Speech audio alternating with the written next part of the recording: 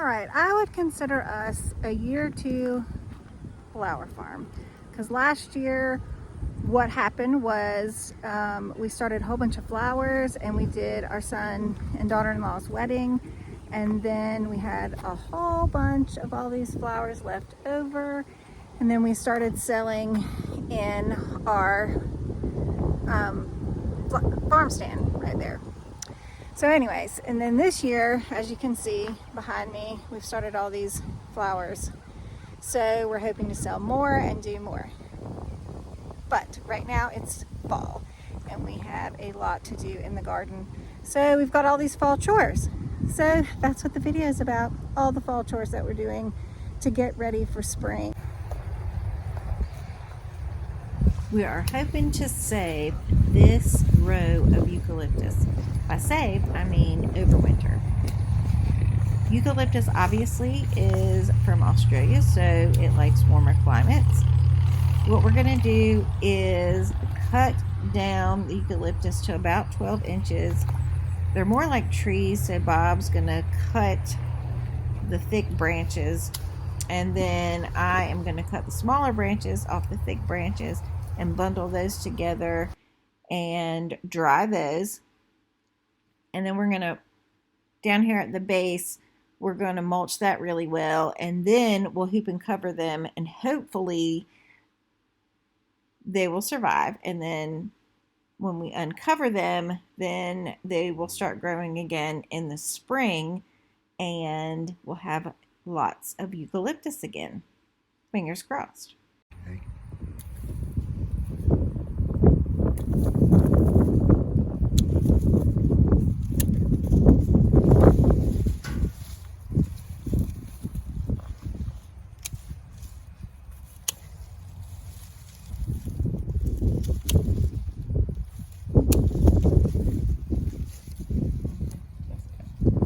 Okay, done with this project.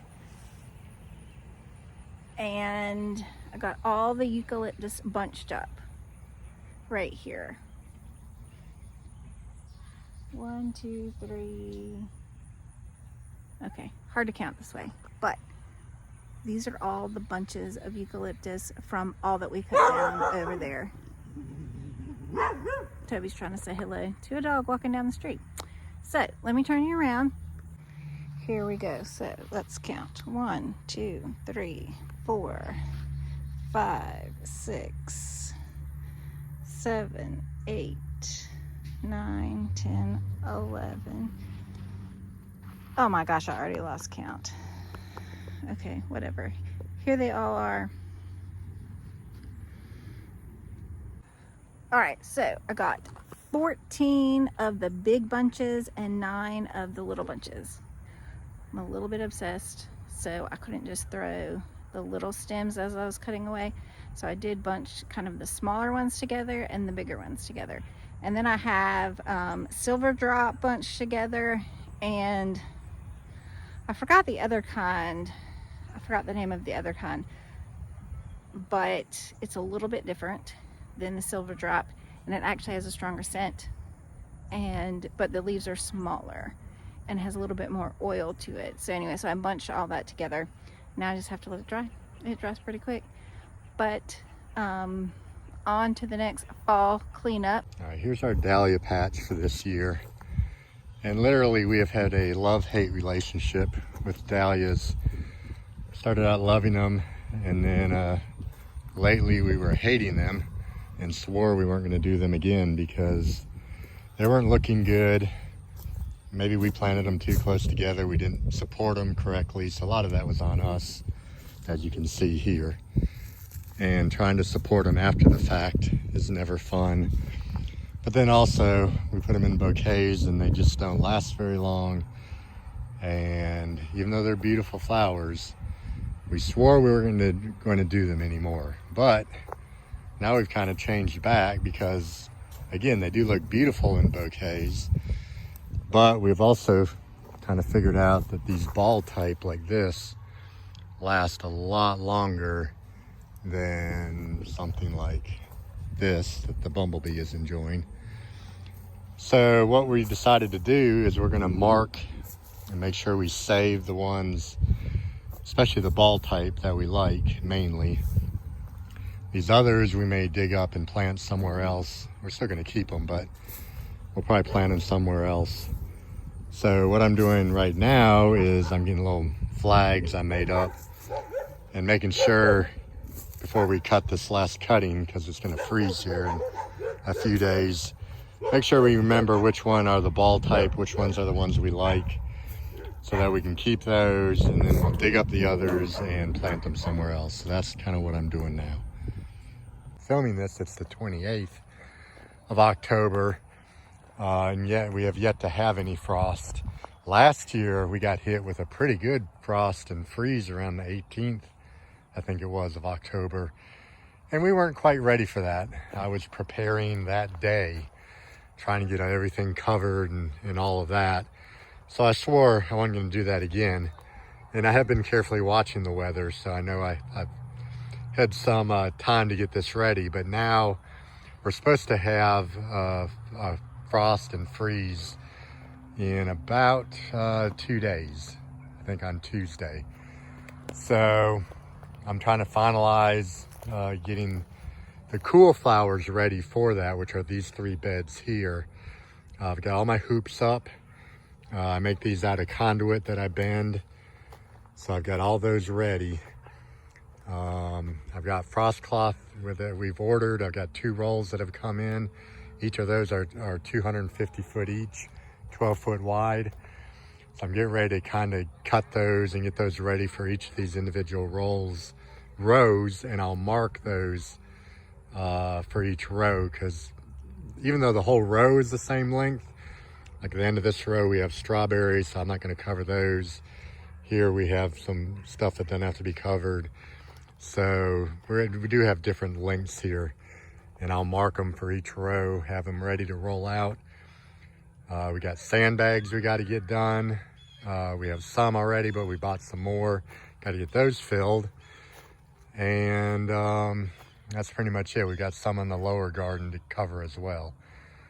So I do feel like we'll be ready for in a couple of days when it freezes. And won't be rushing that last minute, but still got a lot of work we have to get done to be ready for that. And I do have to admit, it's feels foolish getting all this out and ready when it right now is 81 degrees here. That's North Carolina weather for you. But this is the product we're using. I got it rolled out here. It's just I got the most room here in this upper pasture. But what we're using is a DeWitt frost blanket, and the specs on it are, it is a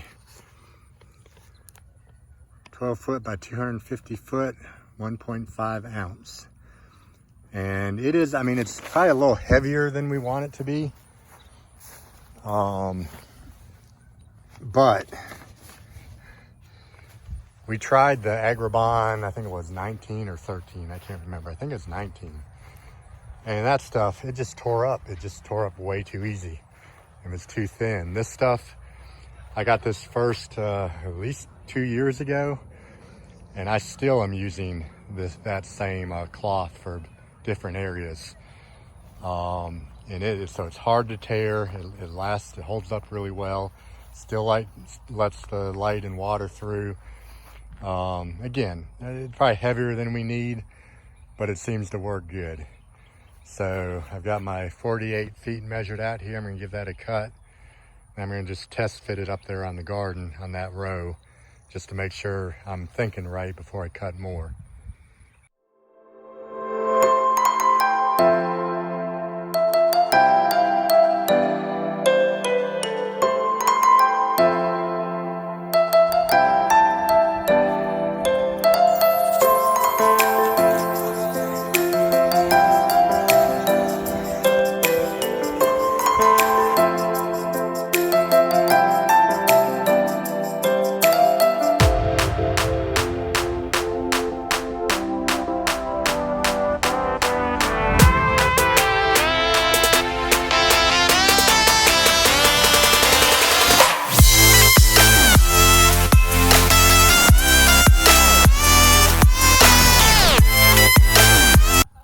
here's the test fit. I was able to get this on by myself. That's where blocks come in handy. But I think, yeah, the extra 4 feet on each end is about perfect. Might even be a little bit too much, but gives me plenty to secure it down. Also, I went through and just spray painted a mark at the center, since I can see the fold here. Center line, not that I need that, because pretty much once these are out, they'll stay out. And if we take them off, we'll just fold them down to one side. But it just, in case you have to get them up quickly or something, it just makes it real easy to get a good idea where my center line is. Got plenty of room on each side with a 12-foot width cloth. And then what I'll do, last year we clipped these on every hoop, which was a pain when you had to get it off and on. Now I'm gonna try to just clip the ends here. I have a clip there, and we'll these just go on like that. Clip there. I'll do the same on the other end, pull it tight, and then just do sandbags at each hoop on each side and probably one in between each one. I think that will be enough. You know, of course, if there's some storm coming, we may clip the whole thing, but I'm gonna see if that will work. And that way, when on a hot day like today, if we wanna fold it back, it's gonna be real easy. Just move the sandbags to the side, roll it on over, let it sit there. Then we need to put it back on, we'll roll it back on, clip the ends, put the sandbags back. But the length is definitely what I need. So I'll just do 8 foot longer on whatever row I'm doing, and that should be plenty for securing it at the ends. But for a test fit, I think that's gonna work really well. I had a question about how I make the hoops here for the frost cloth for the covers, the little tunnels that we make for the cool flowers. And it really is fairly simple. So I got one more here to make, so I thought I'd just show how I do it. So these are made out of, this is 1/2-inch conduit. It's 10-foot long pieces. Get it at Lowe's. And what I use is, this is a bender. I guess you'd call it a pipe bender. Actually got it from Johnny's Seeds. Probably could have made one myself, but it wouldn't be worth the time and trouble. And I know this is right, so it's just easier to buy it. But you can attach this to like a wood picnic table, a wood trailer. I typically do it on the wood trailer, but I actually found just attaching it here to this structure is a lot easier for me. So what you do is you mark each end of the pipe 16 inches up from the end. So I got 16-inch mark there. And then I've got a 16-inch mark here. And then I mark the middle of it, which of course is 5 foot. So those are my 3 marks. The first thing I do, and the reason I have that 16-inch mark right there, is I'll slide this in. So the 16-inch mark is right at this little catch here, this little U piece, which holds the pipe. So it's easy to slide it in this way. And I'll slide it up, right? So that 16-inch mark is right at the end of that. And then you just come over here, bend it down all the way to this side so it touches a little bit further. There's your one side bent. And then flip it around. That's why I have the other 16-inch mark there. Same thing, I put it into there. Right to that mark, which is right there. And you got to make sure that conduit's pretty much parallel straight with the form here. And as long as it is, bend that down. There. And then I just slide it to my middle mark, to the middle of the form, which is about there. And just bend it just a little bit more. And then that gives me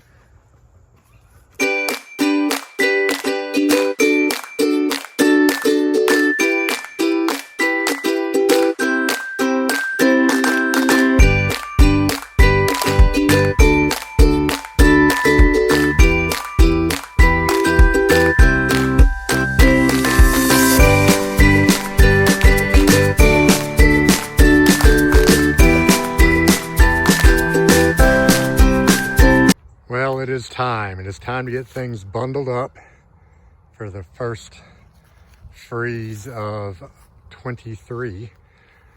It is about 3 o'clock.